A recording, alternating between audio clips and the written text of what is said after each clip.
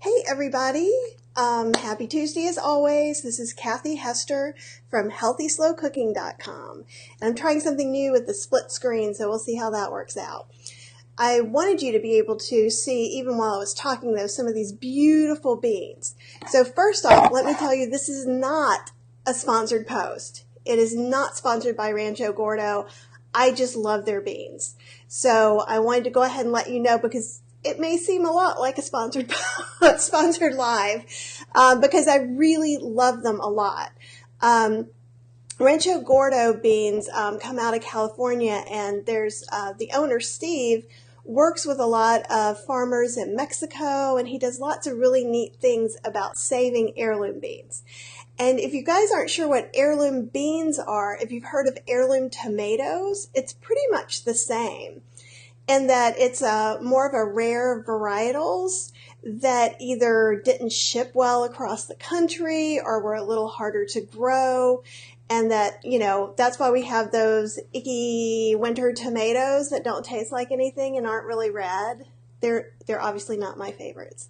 So I love a really juicy, fun colored, ugly tomato. Now these beans aren't ugly at all. And they're delicious, and each one has a little bit different feel to it. And if you go to ranchogordo.com, they will talk a little bit about each of these beans. So one of the reasons today that I wanted to talk about this is because my recipe is using these beans. It's funny, I mistyped it San Francisco about 8 bazillion times, and I think it's San Franciscano. Once again, my pronunciation is stellar. But they're really cute, and you're going to find that they're so beautiful dry, and a lot of heirloom beans don't look this beautiful once they're cooked. Can you guys see that? Yeah, excellent. Oh good, it even focused in. And they're just beautiful and shiny and gorgeous. Have some little black stripes on there. What you're going to find out is most of the heirloom beans, though not all of them, kind of cook down and look like black beans or pinto beans. So when you have this wild idea in your head as you look at these dried beans about how multicolored your bean dish might be, you could be a little disappointed. Now I find Steve's beans to be usually really quite fresh. So sometimes these will cook a little faster than some you find in the store. And beans are a little funny about cooking anyhow. And actually I have the Great Vegan Bean book here, which was my second book, and it talks about heirloom beans in there. And one of the things I get complaints about when people are talking about slow cookers, are they talking about Instant Pots, or even worse, slow cooking in your Instant Pot with dry beans, which I do not recommend. I do recommend cooking beans in both your slow cooker and your Instant Pot. The slow cooker setting on the Instant Pot is a little bit low. I don't have the Ultra, which supposedly has that setting a little bit better. And if any of you guys have been cooking beans in a slow cooker setting in your Instant Pot, or especially in an Ultra, will you go ahead and pipe up and let me know if you like it, don't like it? I just don't have one. So what I find is the older the beans, the longer they take to cook. And it's not the time that you brought them from the store to your house, okay? There was a truck that probably picked it up from the farm, that took it to the packaging company, that then took it to the distributor, then took it to the store, and then it was in the store's warehouse, then in the store's bulk bins, and finally in your house. So worst case scenario, you might have to cook your beans longer than a recipe says. Now, if you're using your Instant Pot, that's not a big deal. So today I went ahead, I cooked the first batch of my beans in the slow cooker. And you don't really have to worry as much, though sometimes you might have to give a little extra time. Also, if you have older beans, it can help to soak them overnight. So just cover them with water, leave them out, then drain them and put them in. Can you soak your beans anytime? Absolutely. Do I soak my beans all the time? No. And there's a huge controversy. Soak your beans, don't soak your beans. I don't care, as long as you're eating beans, right? So, and I look at it this way. Indian people from India tend to soak their beans. They even soak lentils, which we don't at all. We never think about that. In Mexico, most of the time they don't soak their beans, and they seem to be doing just fine.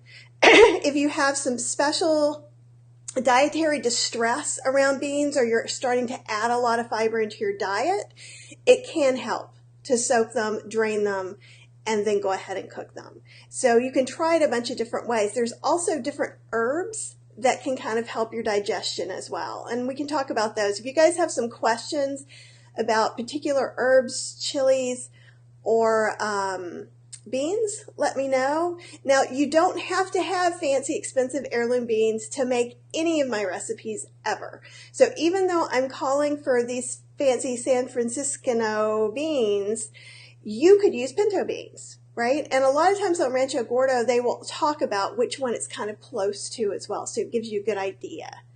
Unlike pintos, these turned out and they look a little more dark to me, cooked, so we'll talk about that as well. So you can soak your beans or not.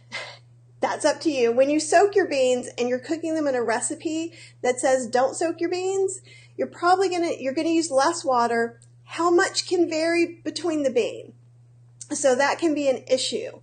So what I would do is just kind of check it a little bit at a time. I would err on the side of more water, because you can always cook them down easily if you're doing them in the Instant Pot.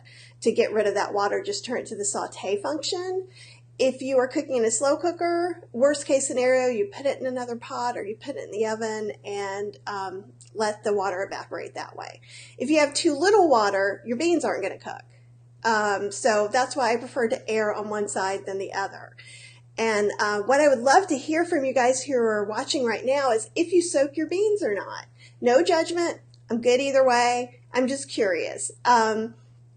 So another thing I wanted to mention real quick before we get on to our recipe and talk about some of the spices and chilies that I'm going to use is some of the traditional herbs that are used to help the digestion of beans, and they're different all over the world. So epazote is something that's used, bay leaves, oregano. There's a lot of different ones around the world. So if there's something that you really like, you should, and go ahead and try it. And it might be your new favorite thing. It's very interesting that once you start looking for that, you see it in a lot of older recipes, and I think that's kind of cool. So I'm going to go ahead and switch to this camera. Okay, so Dawn says she doesn't soak her beans, but she does do a quick soak in the Instant Pot. And so here are some, I've never had these beans before, the Raquels. And it says a rare, rich, thin-skinned Southwestern heritage bean, ideal for chili, pot beans, charro beans, or soups, makes superior refries. And that's just one of the cool things. And Jenna always soaks her beans. And Jenna, do you ever use a specific herb when you're cooking them, or you just soak them? And here's some cassoulet beans, which are a lot like, what am I trying to say? It's either like small limas or cannellini beans or something like that. These are white runner beans in particular, and they really get nice. They have red runner beans and black runner beans, and they're big, meaty, really great mouthfeel beans that are great in soups and stews. And here's something I wanted to see, and hopefully you could see a little bit of the difference. Those beans look almost the same, don't they?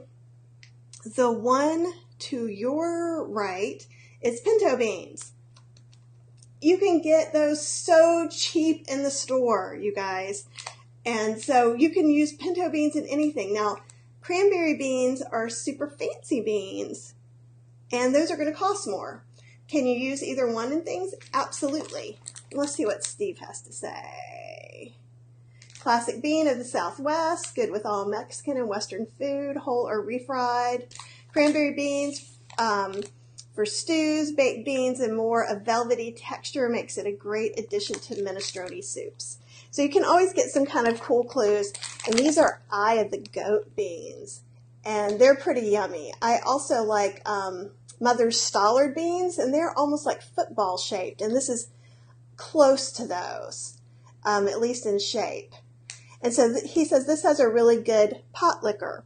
And what that means is what you get after you cook down the beans is called pot liquor. And it's delicious, and it takes zero work. So, first, we're going to go ahead and look at this recipe. So it went from this, and these have been warmed up for a little while. But hopefully you can see those pretty well. So see how they were a little dry on top because I've kept them warming for a while. Now, I ended up cooking these for 30 minutes. And so you can see a little bit of that kind of brownish red color to them. And Dawn's gone ahead and put in the link to the recipe for these beans as well. It's super easy. I'm just mostly going to talk a little bit about the simple spices and things that go in. If you are not okay with having some broken beans like I am, what I'll probably do when I eat these is I will take a masher and mash some of them to make a thicker gravy. And hopefully you can see a little bit of the water in the back because that has lots of really yummy flavor.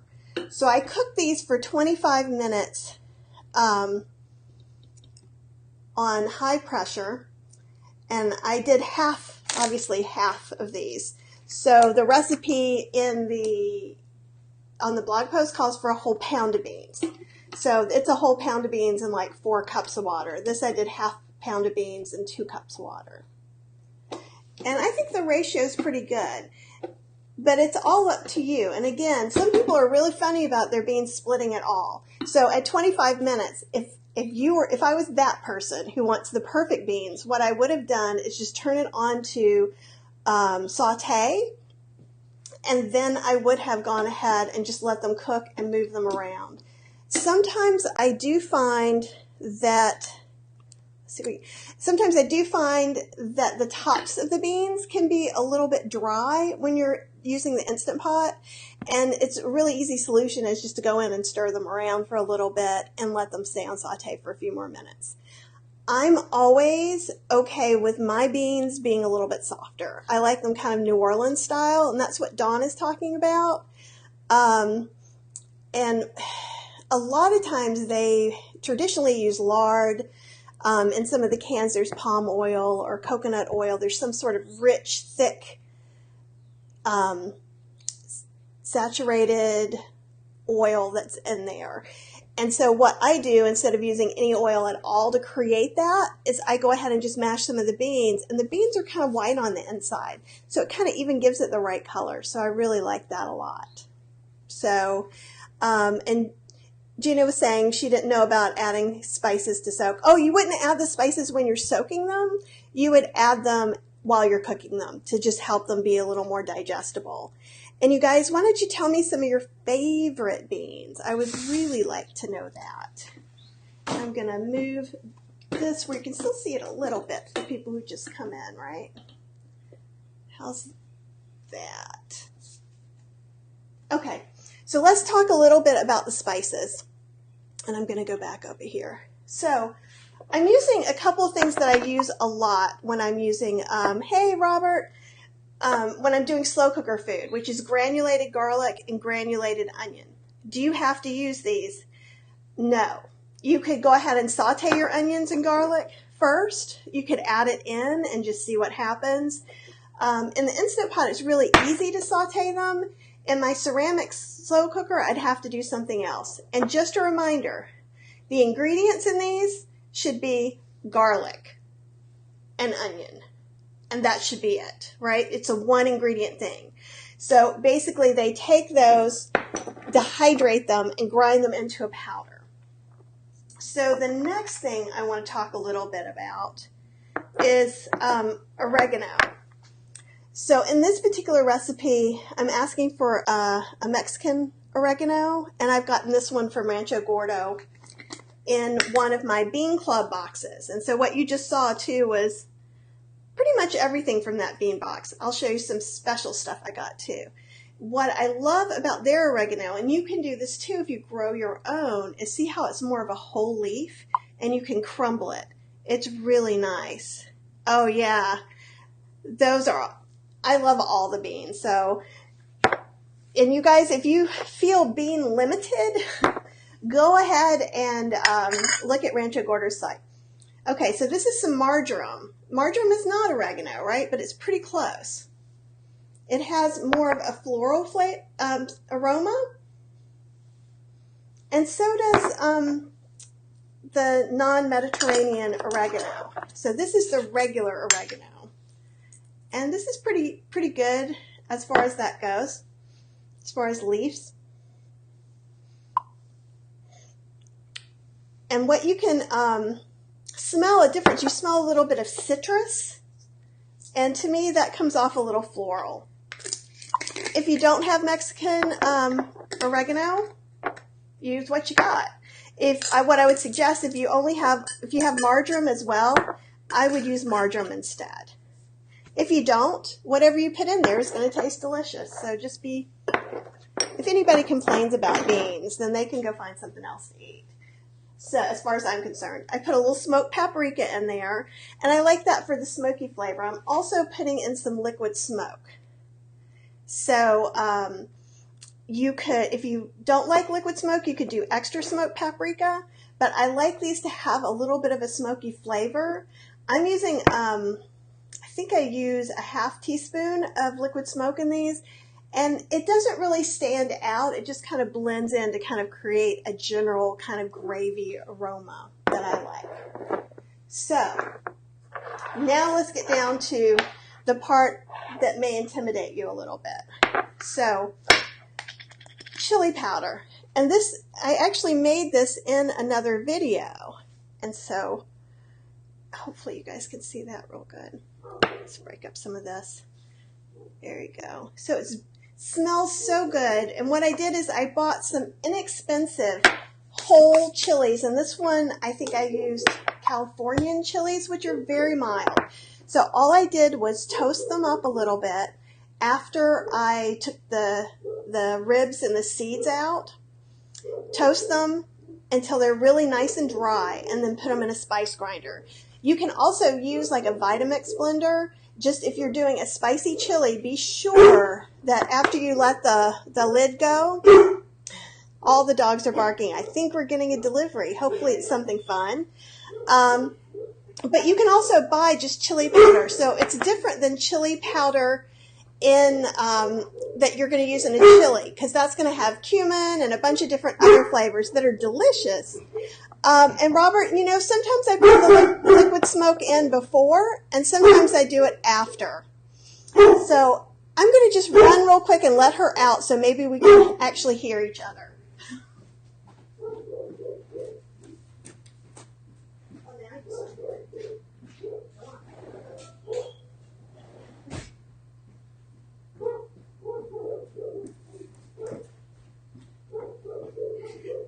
That should be just a little bit better, at least. There's definitely something going on outside, but now both dogs are outside. So with liquid smoke, a lot of times I will cook it when I'm doing grains or beans. I will add it in as I'm cooking it, so it'll be in the cooking liquid that it's soaking up and give it a little more flavor. Now, a lot of times I season it more moderately than I actually like, so then I'll add in some at the end as well. I like combining the smoked paprika and the liquid smoke because I think it gives it a really nice, yummy flavor. So those are my smoke elements, and I put smoke in most beans. So the chili powder we talked about, right?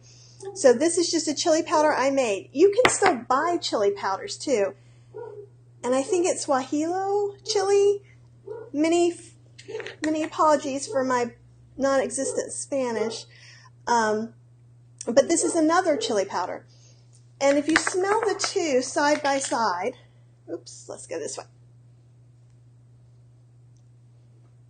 This one has a little more of a fruitier flavor, or fruity aroma. And this one's more earthy. And the two together are amazing. So if you're wondering how to season a soup that you're just making up or some beans, this is exactly what I do.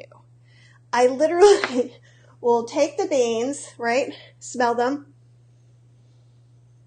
Okay, that's a match, right? Because it smells good. It doesn't make me feel, ugh. And you'll know immediately if it's a bad idea. And this way you can know it's a bad idea before you put it in, because that's super important. So, and that's why I might choose these. An ancho chili powder would go well. These are the chilies I have on hand right now. If you wanted to make something different, you totally could. And I'm not putting anything really spicy in here. So you could make a very spicy chili powder as well. And then, as usual, I really love jalapeno powder. And those of you who've been cooking out of my books for a while know. And it can be a little hard to find, though any of these you can find, I think, at Pinsy's and Amazon and various places online. I make my own jalapeno powder as well. I just take a bunch of jalapenos that I try to get at the Hispanic market because they're very inexpensive. And then I'll remove the seeds and the stems and the ribs, and I will just slice them thinly, put them in the dehydrator overnight until they're really kind of crispy. If they're not crispy enough, I'm going to wait a little bit longer because it's not going to grind into a powder as well unless it's pretty crispy. And then I grind it. And so what I was getting ready to tell you when the dogs went crazy was if you're using not a spice grinder but your Vitamix, especially with jalapenos or anything spicier than that at all. So it's going to be a big container, right? So it's going to go everywhere, all over it, and it's going to be up in the air. Walk away for 10 to 15 minutes before you pull the lid off, or you will breathe in all that hot pepper powder, and it's really unpleasant. I really love the little spice grinder. I got to go on to my, Ninja blender. And I think I still found a couple of them, but they're going pretty fast. So I'm trying to talk to the Go Wise people about adding one in for their new blender. So keep your fingers crossed on that. You will save a ridiculous amount of money doing this. And it takes so much effort in your mind to think, oh, I've got to cut these chilies up. I've got to dehydrate them. I've got to do this to them. And really, you just cut them up while you're making dinner, throw them into the dehydrator. That's time off. And then maybe it takes you 10 minutes start to finish grinding and putting them away. Okay, 15 minutes if you're using the Vitamix, because I told you to wait some extra. So it's just not that big a deal. And some of the chili powders can be quite expensive. So is there any chili powder or chilies that you guys are particularly fond of that you like? Because inquiring minds want to know. Okay, so I wanted to go ahead and talk a little bit more about the Rancho Gordo Club. So 4 times a year, I get a bunch of beans, and actually you just saw laid out all the beans that I got this time, and they just got delivered yesterday, I think. And so you get some bonusy things, so like popping corn, and we've had this before, and it's delicious. I know it's one of Dawn's favorite popping corns, and I think Rob's too. And it's not cheap. So like usually these boxes, I think they're now $40 with free shipping. So it's not an inexpensive thing. But what I do think you should do is ask for it for presents. Yeah, Robert loves the popcorn. And he also asked the best place for fresh peppers. I always store fresh peppers in my fridge. I find that like even a nice thick-walled bell pepper sitting out goes bad so much faster, like really, really, really fast. Yeah, the popcorn is worth it. I mean, but what I want you to know too, this recipe isn't just for people who have extra money to buy fancy beans and fancy peppers. I want you to know that you can make this on a budget too. You could use pinto beans. You could use your regular old chili powder that you use in chili. You know, no judgment. You've got to do with what you want. Dawn says she'll only eat this popcorn. I'm not that picky, but I squealed when it came out of the box. I also got some really cool cinnamon. Let's see if you see it better under here. Yeah, that's way better.